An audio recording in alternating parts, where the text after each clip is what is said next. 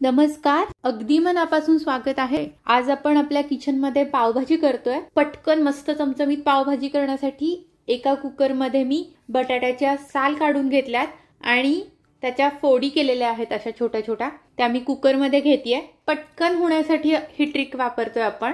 त्यानंतर इथं फ्लॉवर घेतलाय मी, हा सुद्धा बारीक बारीक तुकडे करून घेतलाय, तो आपण याच्यामध्ये घालूयात।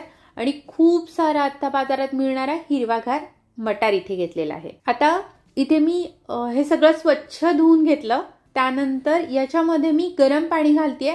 गरम पाणी घातल्यामुळे आपला कुकर पटकन लागेल। तर त्यानंतर याच्यामध्ये मीठ घालतेय। मीठ घातलं की भाजीला एक छान चव येते। त्यानंतर आता मी कुकरचं झाकण लावतेय। या कुकरच्या आपण एक 5-6 शिट्ट्या करून घेणार आहोत। त्यानंतर इथे मी लसूण आणि 1-2 मिरच्या घेतलेल्या आहेत, या मी मिक्सरवर बारीक करून घेते। तुम्ही इथे बघू शकता लसूण आणि मिरची आपण बारीक करून घेतलेली आहे। याच्यामध्ये मी पाणी घातलेलं नाहीये बारीक करताना। इथे मी एक मोठं मिक्सरचं भांडं घेतलंय, याच्यामध्ये टोमॅटोच्या केलेल्या फोडी घालतेय। त्यानंतर इथे मी बीट घालतेय। बीट आपण आपल्या पावभाजीला छान रंग येण्यासाठी घालतोय। त्यानंतर लाल सुक्या मिरच्या पाण्यामध्ये गरम पाण्यामध्ये भिजवून ठेवल्या होत्या, त्या मिरच्या सुद्धा मी याच्यामध्ये घालतेय। पाणी याच्यामध्ये मी घातलेलं नाहीये कारण फार तिखटपणा नकोय मला म्हणून। त्यानंतर मिक्सरला झाकण लावून हे या सगळ्याची एक छान अशी पेस्ट करून घेतली मी इथे। तुम्ही बघू शकता बीट टोमॅटो वगैरे एकदम व्यवस्थित असं बारीक झालेलं आहे। इथे मी एक मोठी कढई घेतलेली आहे, याच्यामध्ये तेल घेतलंय। त्यानंतर बटर घेतलेलं आहे, बटरमुळे पावभाजीला छान अशी चव येते। आता इथे सिमला मिरची मी बारीक चिरून घेतलीये, ती याच्यामध्ये घालतेय। आता ही सिमला मिरची जी आहे ती मी परतून घेणार आहे। आज आपण जी पावभाजी बनवतोय ही एक वेगळ्या पद्धतीनं तवा पावभाजी आपण बनवतोय, जी आपण बऱ्याचदा बाहेर खातो, गाड्यावर खातो, त्याच्यापेक्षा ऍक्च्युली खूप मस्त अशी चव येते। एक्झॅक्ट अशी छान पावभाजी ही बनते। आता आपण इथे जे लसूण आणि मिरची बारीक करून घेतलं होतं ते मी याच्यामध्ये घालतेय। आपल्याला आवडत असेल तर आपण आलं सुद्धा इथे बारीक करून घालू शकतो। आता त्यानंतर इथे मी कांदा बारीक चिरून घेतलाय, तो याच्यामध्ये घालतेय। एक साधारण मी 4 मोठे कांदे घेतले होते, ते सुद्धा मी कांदा सुद्धा याच्यामध्ये परतून घेतेय। थोडंसं रंग बदलेपर्यंत आपण कांदा सिमला मिरची वगैरे परतून घ्यायची। पावभाजी करताना या सगळ्या भाज्या वगैरे आहेत या आपण वेगवेगळ्या परतून घेतल्यानंतर त्याचे छान असे स्वाद एकमेकांमध्ये उतरतात। तुम्ही इथे बघू शकता हळद घालतेय, हळदीमुळे सुद्धा एक छान असा रंग येतो। त्यानंतर थोडंसं मीठ घालतेय इथे मी। आता आपण हे परतून घेऊयात। मी मगाशी म्हणत होते की हळदीमुळे सुद्धा आपल्याला आपल्या भाजीला जो आहे तो एक छान रंग येतो, त्यामुळे शक्यतो पावभाजीमध्ये हळद घालायची। बऱ्याच ठिकाणी हळद घातली जात नाही। तर आता हे परतून झालंय। आपण जी टोमॅटो आणि बीटची प्युरी केली होती ती आपण याच्यामध्ये घालूयात। आता इथे जे बीट घातलंय मी हे नॅचरली आपल्या पावभाजीला रंग येण्यासाठी घातलंय। खूप लाल रंगाचं तिखट वगैरे बाहेर जे मिळतं ते बऱ्याचदा त्याच्यामध्ये रंग मिक्स केलेला असू शकतो, किंवा मी आर्टिफिशियल कलर सुद्धा रोजच्या जेवणात वापरत नाही। अर्थात आपण कोणीच नाही वापरत, पण तो रंग छान वाटतो म्हणून मी इथे बीटचा वापर केलाय। बाकी वेगळं मी इथे काहीच वापरणार नाहीये।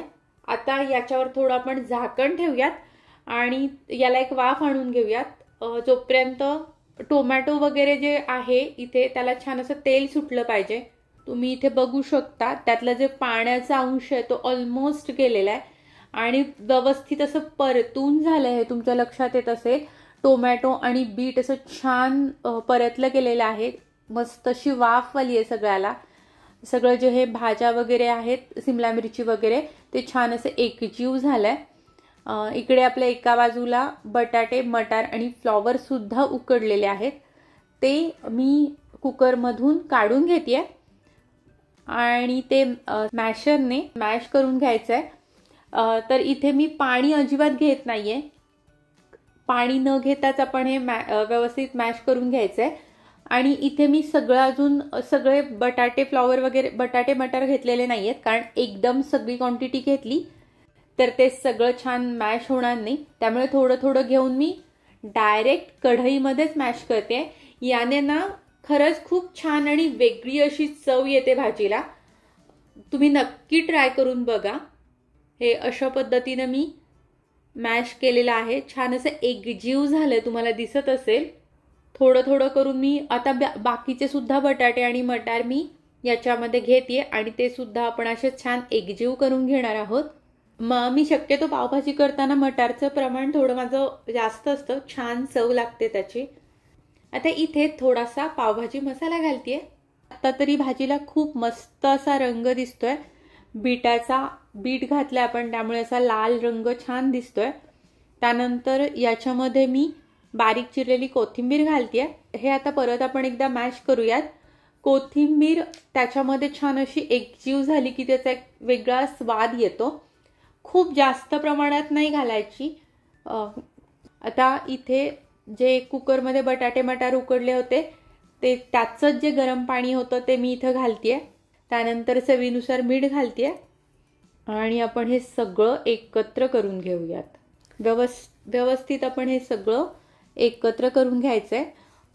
थोडासा तुम्हाला लक्षात येत असेल तेवढा असा काही लाल भडक रंग राहिलेला नाहीये. ॲक्च्युली बीट उकडून न घेता डायरेक्ट मी तसंच घालून सुद्धा बघितलं. मी बीट वेगवेगळ्या प्रकारे घालून बघितलंय. खूप असा जसा दाखवतात तसा काही रंग येत नाही बाबा. माहित नाही काय अजून असेल, तुमच्याकडे काही वेगळी ट्रिक असेल, काही वेगळी माहिती असेल तर नक्की माझ्यापर्यंत पोहोचवा. आपली भाजी छान एकजीव झाली आहे. आता इथं तवा पावभाजी करतोय, त्यामुळे माझ्याकडे जो एक मोठा तवा आहे त्याच्यामध्ये मी तेल घेतलेलं आहे. आता खरं तर लोखंडी तवा असता तर अजून मजा आली असती.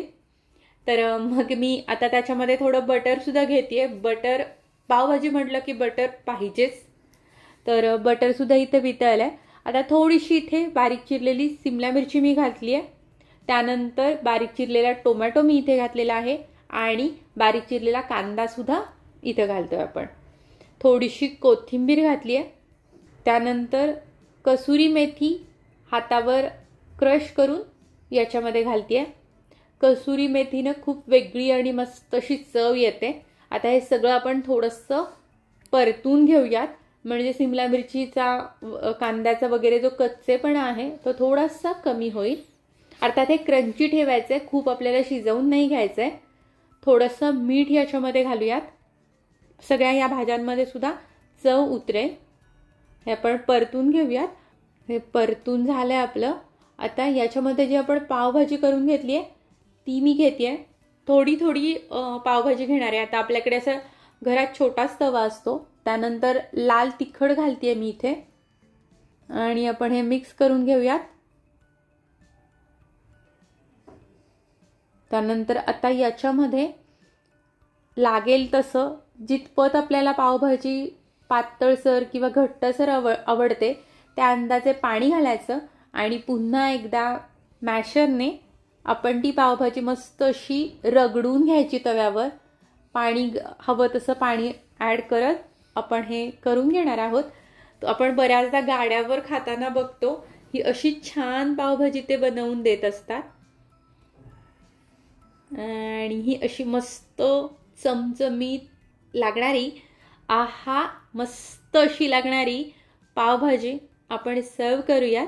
डायरेक्ट तव्यातून ताटामध्ये. छान दिसतीये, मस्त झाली आहे चवीला. याच तव्यामध्ये मी थोडंसं बटर घेतेय, थोडीशी कोथिंबीर घालते इथे मी आणि पाव या तव्यामध्ये मी भाजून घेते.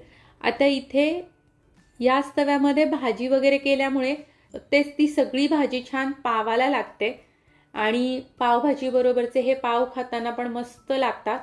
थोडी तव्याला जी बाजूला भाजी लागलेली आहे ती मी घेऊन ती सुद्धा पावाला लावून घेते. आता खूप मोठ्या क्वांटिटीमध्ये असेल तर असं करणं शक्य होत नाही, पण खरं सांगू अशी पावभाजी करून बघा तव्यावरची, खूप सुंदर आणि मस्त लागते. एक नक्की नेहमीच्या पावभाजीपेक्षा एक वेगळी चव येते. थोडंसं बटर सुद्धा मी वरती लावून घेते.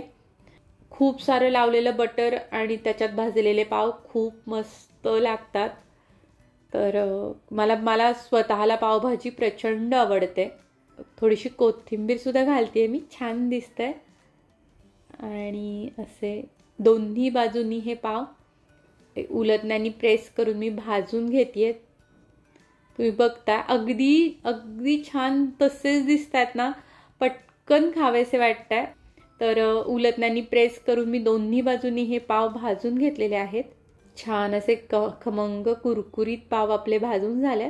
बटरमधले हे पाव असं घरातच एक खमंग असा सुगंध सुटतो. क्या बात है. आता हे गरम गरम भाजलेले पाव आपण आपल्या प्लेटमध्ये घेऊयात आणि त्यानंतर बारीक चिरलेला कांदा, कोथिंबीर, लिंबाची फोड, पटकन स्वाद घेऊयात या पावभाजीचा. तर मग आज आपण ही बनवलेली रेसिपी तुम्हाला कशी वाटली? ही रेसिपी जर तुम्हाला आवडली असेल तर प्लीज प्लीज प्लीज माझ्या या रेसिपीला लाईक करा, कमेंट करा, शेअर करा आणि सबस्क्राईब करायला विसरू नका. सांचीज किचन या आणि अशा विविध लज्जतदार रेसिपीसह पुन्हा भेटूयात. धन्यवाद.